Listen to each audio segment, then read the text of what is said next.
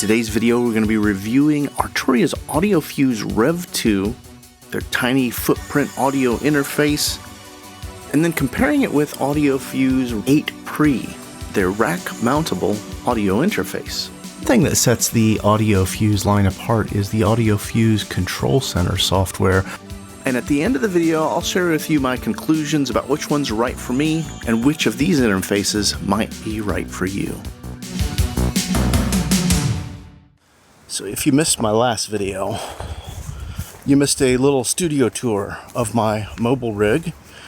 I've been using it for a couple years, but in that video I also shared that I need to make some modifications for my new studio in my new home. So my wife and I bought this bus to turn into our new home. It's going to be a tiny home, and I've been very excited because we're finally working on my studio desk area. My studio area is starting to come together, and I'm starting to envision how it's going to work and how I'm going to work in it. But that means I have an opportunity to rethink the gear that I use in my studio that's best for my workflow. And today, we've got a couple new interfaces to talk about that I have a feeling might work really well for my new setup.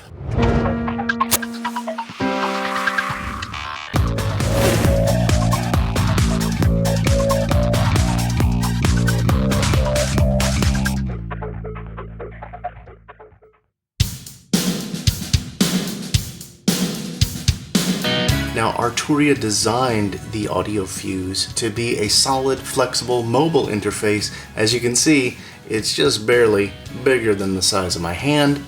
But what makes this interface a contender is the preamps in this thing and the flexibility for anyone looking for an interface that has a tiny footprint, like myself, who's going to be living in a tiny house.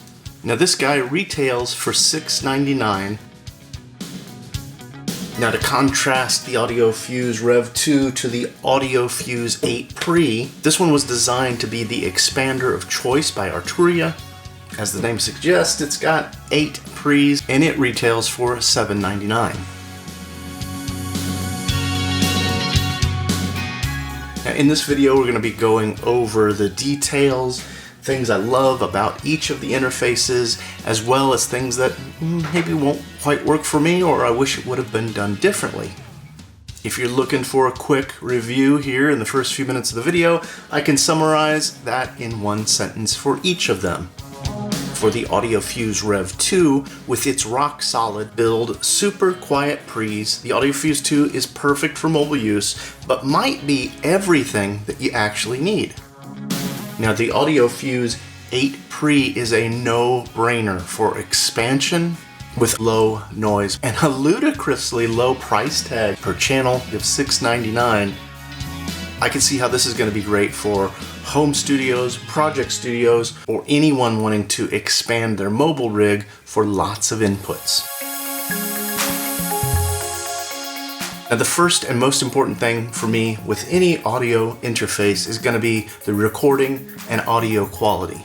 Nowadays, most digital interfaces are relatively clean when you take into consideration historical line noise. Talking about analog gear or tape machines. Now, without getting too technical, what sets these discrete Pro preamps apart from other audio interfaces is that they don't use an attenuator to adjust your signal, but use two different ones, one designed specifically for line level and one optimized for microphones.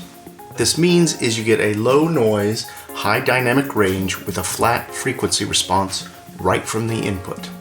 What's also really cool is each unit comes with its own discrete Pro achievement certificate, which shows you every one of your actual mic inputs, EIN or equivalent input noise, frequency response, and gain range.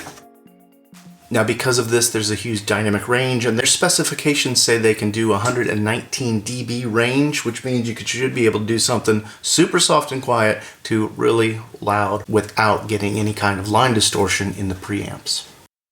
Now, one thing that sets the AudioFuse line apart is the AudioFuse Control Center software, which I've got loaded up in here. And it's very streamlined the way they've got everything that you can control on your interface physically done in a software version mimicking the hardware. It's one of the big selling points is this is really the low noise on the channel.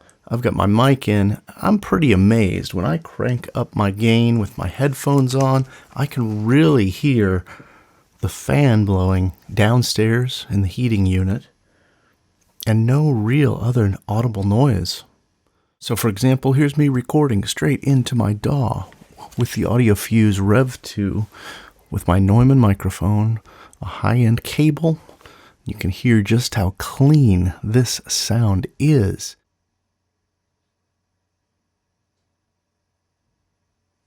Especially when you compare it to my camera audio sound.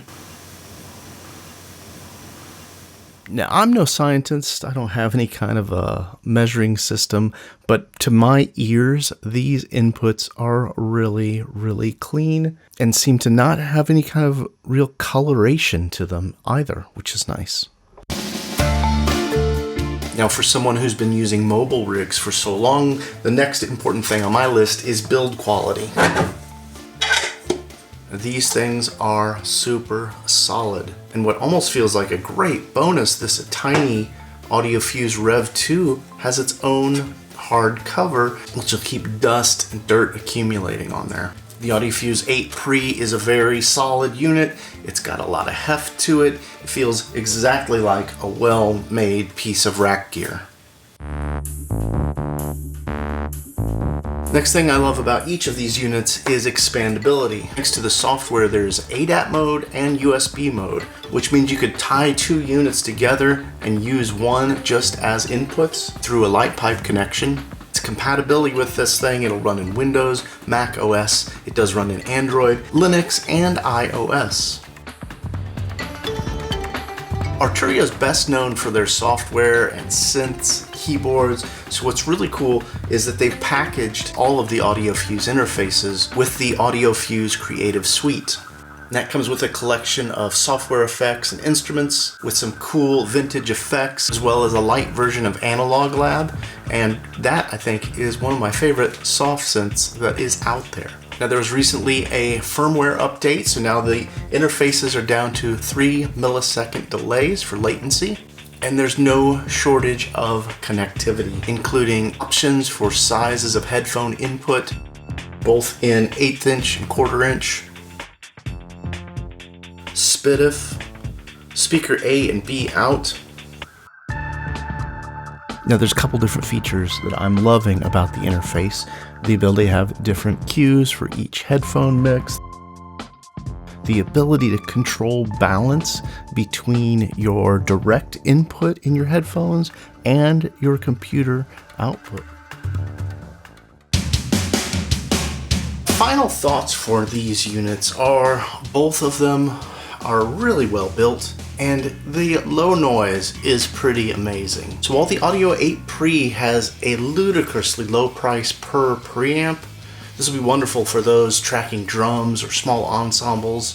But for a standalone unit for myself, that one headphone jack on the front will not quite cut it. For my composing and project studio tracking, I was much more drawn to the AudioFuse Rev2, as this compact footprint here would be perfect for my tiny space. It's just really hard to believe they packed so many useful features, inputs, knobs, controls, all into this tiny unit.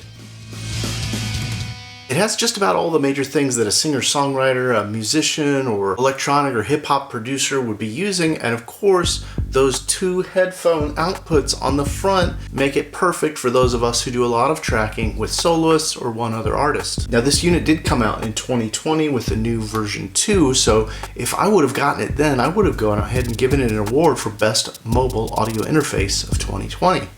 Now, the creative design, the little orange accents on my units are really cool. Of course, they don't make it sound any better, but they sure spice it up a little. And looking over the website, it looks like there's a few other variations. I'm not really sure if they're just randomly distributed or if you can request specific ones, but with the 2 units I got with the matching orange, adds a nice little character. Now the absolute kicker for these 2 units is that you can link them together thanks to that light pipe. That ADAT in and out will make it so that I could use the AudioFuse 2 as my main unit, and then when I do need to track a bigger ensemble, tracking drums, a string quartet, I can just link up to the Audio 8pre and have all the inputs I need to get those ensembles captured live all at the same time.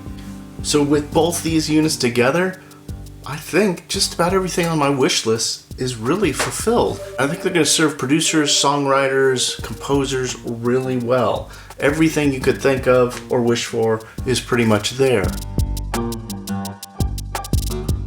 That is until I did some research on Arturia's website, learning about these audio interfaces, and I realized the AudioFuse Rev2 is the entry model. The AudioFuse 8pre, this one was designed to be the expander. There's another unit that kind of sits in the middle, the AudioFuse Studio. And the thing that I was blown away by this is, with just a little bit bigger of a footprint than the AudioFuse Rev2, you got 2 more audio inputs and a Bluetooth connection so you can listen to regular music off your phone or iPad through your studio speakers with just the click of a button.